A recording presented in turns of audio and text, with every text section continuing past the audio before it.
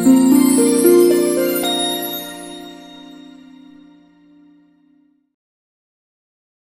வணக்கம், நான் உங்கள் குரு பேசுகிறேன். நீங்கள் பார்த்துட்டு இருக்கிறது வேர்ல்ட்ஸ் ஆஃப் இன்செட் சேனல். நம்ம சேனலில் இன்றைக்கி எந்த இன்செட்டை பற்றி பார்க்க போகிறோன்னா, நம்மளை ரொம்ப எசிரேட் ஆக வச்சு பயமுறுத்தி தொல்லை செஞ்சிகிட்டு இருக்கிற ஒரு இன்செக்ட்ஸ் தாங்க. அது என்ன இன்செக்ட்னு கேட்குறீங்களா?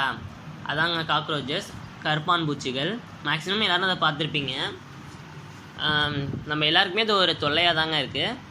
எத்தனை பேர் அதை பற்றி பயப்படுவீங்க, எத்தனை பேர் அதை பற்றி பயந்து ஓடுவீங்கன்னு கமெண்ட் பண்ணுங்கள். ஏன்னா அந்த கேட்டகரியில் நானும் ஒருத்தன். ஸோ அதை பற்றி தெரிஞ்சுக்கிறதுக்கு முன்னாடி இதோட லைஃப் சைக்கிளை பார்த்துட்டு வந்துடலாம் வாங்க.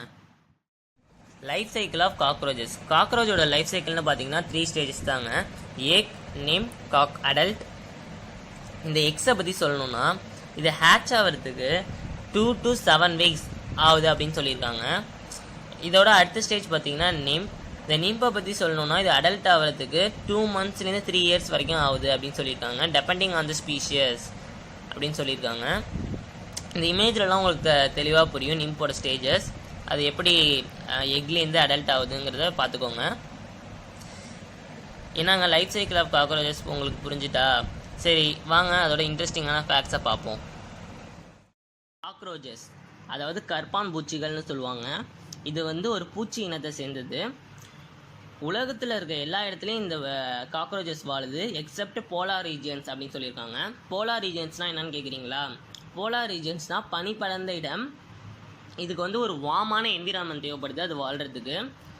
இது டைனோசர்ஸ் காலத்துக்கு முன்னாடி இது தோன்றிடுச்சு அப்படின்னு சொல்கிறாங்க இந்த உயிரினம். இதை பட்டுன்னு அடித்தா பொட்டுன்னு போயிடும். பட் இது ரொம்ப பழமையான உயிரினம் அப்படின்னு நம்மளுக்கு சொல்கிறாங்க. இதுக்கு ஒரு வரம் இருக்குங்க. அது என்ன வரம்னு கேட்டிங்கன்னா, இதோட தலையை நம்ம துண்டாக வெட்டி எடுத்துட்டாலும் இதால் உயிர் வாழ முடியும். அதுவும் எவ்வளோ நாளைக்குன்னு கேட்டிங்கன்னா 1 வாரத்துக்கு. நான் எதுக்கு குறிப்பாக 1 வாரம் அப்படின்னு சொல்கிறேன்னா, இது எதனால் சாவுதுன்னா, தலையை எடுத்தாலும் அதெல்லாம் சாப்பிட முடியாது. ஏன்னா அதோட வாய்ப்பகுதி தலையோடு சேர்ந்து இருக்கிறதுனால, ஒருவேளை நம்ம இப்போ அந்த தலையை எடுத்துட்டோம்னா வாய்ப்பகுதியும் சேர்ந்து வந்துடுது இல்லையா, அதனால் அதால் சாப்பிட முடியாது. ஸோ சாப்பிடலன்னா அது 1 வாரத்துக்குள்ளே உயிரிழந்துடுது. அதனால் மட்டும்தான் அது 1 வாரத்துக்குள்ளே உயிரிழந்துடுது. நீங்கள் கேட்கலாம், ஏண்டா தம்பி அதுக்கு ஒரு வேளை உணவு கிடச்சிச்சின்னா அது பல ஆண்டு வாருமா அப்படின்னு கேட்டிங்கன்னா, அது உண்மைதாங்க.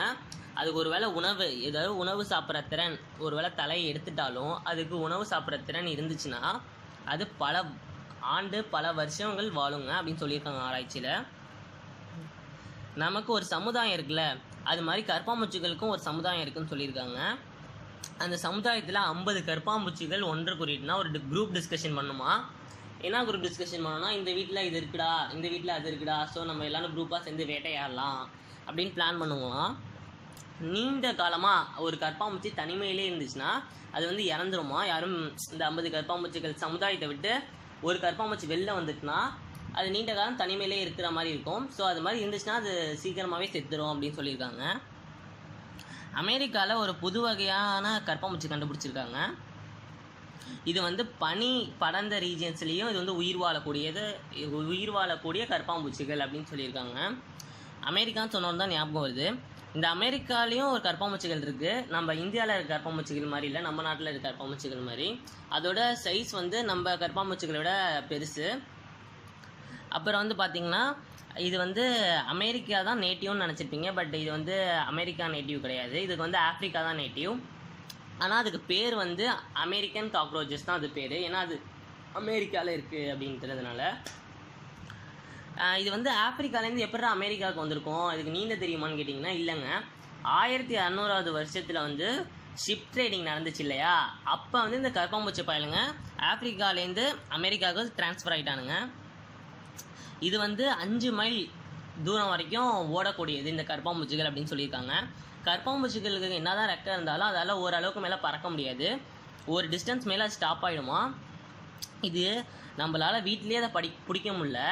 இது விண்வெளியில் இந்த கற்பாம்பூச்சிகள்லாம் விட்டோம்னா வீட்டில் பறக்கிறதுலையும் ஓடுறதுலையும் விட பல மடங்கு அதிகமாக வேகமாக ஓடக்கூடியதாங்க. விண்வெளியில் இது ஓடுமாங்க. இது ஃப்ளோட் ஆகாது. பட் இதுக்கு இன்னொரு சக்தி இருக்குது. விண்வெளியிலையும் இதோட செயல்களை செய்யும். விண்வெளியிலையும் இந்த உயிர் வாழ தகுதியான ஒரு உயிரினம் காக்ரோச்சஸ் அப்படின்னு சொல்லியிருக்காங்க. நம்மளுக்கு வீடு இல்லைன்னா பிளாட்ஃபார்மில் படுத்துக்கிற மாதிரி காக்ரோச்சஸ்க்கு வீடு இல்லைன்னா அதோட தோலையே தனது வீடாக பயன்படுத்தி ஒரு ஷெல்டராக பயன்படுத்தி எங்கே வேணாலும் அது தங்கிக்கலாம் அப்படின்னு சொல்லியிருக்காங்க. இந்த காக்ரோச்சஸ்க்கு பொதுவாக கேஸ் ட்ரபிள் அதிகமாக இருக்கும். மனுஷனை விட 100 மடங்கு அதிகமாக கேஸ் ட்ரபிள்ஸ் இருக்கக்கூடிய உயிரினம் காக்ரோச்சஸ்ன்னு சொல்லியிருக்காங்க. ஸோ அதனால தான் ஒரு ஸ்மெல் வருது இல்லையா, அது எங்கே இருந்தாலும் குரூப்பாக எங்கேயாவது இருந்துச்சுன்னா ஒரு ஸ்மெல் வரும்ல. ஸோ அதனால தான் அது கேஸ் ட்ரபிள் பிரச்சனையால தான் அந்த ஸ்மெல் வருது, இதை தெரிஞ்சுக்கோங்க. அதால் வித்தவுட் ஃபுட் அண்ட் வாட்டர் வந்து ஒரு 1 month சர்வே பண்ண முடியும், அதுக்கு மேலே சர்வே பண்ண முடியாது.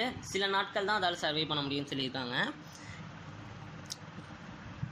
காக்ரோச்சஸ் வந்து தண்ணீர்லேயும் மூச்சடக்கக்கூடியது, அதுவும் எவ்வளோ நிமிஷம்னு பார்த்தீங்கன்னா 40 நிமிஷம் அப்படின்னு சொல்லியிருக்காங்க. ஸோ என்னங்க, காக்ரோச்சஸை பற்றி தெரிஞ்சுக்கிட்டீங்களா? ஆக மொத்தத்தில் இந்த காக்ரோச்சஸ் இந்த உலகத்துக்கு என்ன சொல்ல வருதுன்னு பார்த்தீங்கன்னா யூனிட்டி, அதாவது ஒற்றுமை. என்னடா ஒரு வார்த்தையில் சொல்கிறேன் அப்படின்னு கேட்டிங்கன்னா, ஆமாங்க, நான் சொன்னேன் இல்லையா, ஒரு சமுதாயத்தை விட்டு ஒரு காக்ரோச்சஸ் வந்து நீண்ட நாள் தனிமையிலேயே வாழ்ந்தால் அது வந்து இறந்துடும் அப்படின்ட்டு. அதே மாதிரி தாங்க நாங்களும் ஒற்றுமையே வலிமை அப்படின்னு இது கரப்பாம்பூச்சி நம்மளுக்கு சொல்லுதுங்க. இந்த கரப்பாம்பூச்சி மூலமாக நம்ம தெரிஞ்சுக்கிறோம்.